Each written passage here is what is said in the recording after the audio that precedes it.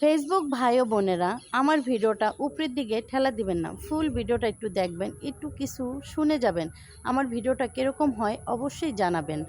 আমি একটু প্রবাসীদেরকে নিয়ে একটু কিছু কথা বলতে যাই। যেমন ধরেন, যারা প্রবাসে যায় তারা কিন্তু নিজের টাকা দিয়ে কখনো যেতে পারে না।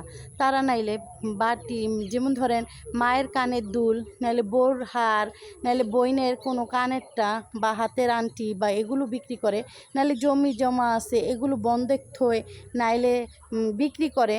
এগুলো করে কিন্তু বিদেশে যায়। যখন 2 বছর পার হয়ে যায় আবার কিন্তু তাদের আকামা করা লাগে। তখন ওই 2 বছরের ঋণই কিন্তু তারা শোধ করতে পারে না। যদি ভালো জায়গায় গিয়ে পড়ে যারা, তারাই শোধ করতে পারে। আর যারা ভালো জায়গায় পড়ে না তারা কিন্তু খাবারটাই খেতে পারে না। তারা রাস্তার ময়লা খেয়েও কিন্তু কেউ থাকে। তাহলে আমরা প্রবাসে যারা থাকে তাদেরকে আমরা কখনো কষ্ট দিব না বা বাংলাদেশের থেকে কোনো দুঃখের কথা বলবো না। কিসের জন্য রে ভাই? তারা যে ঋণ করে যায় সেই ঋণই তো তাদের শোধ হয় না। তাহলে আমাদেরকে ভালোবাসা কীভাবে দিবে?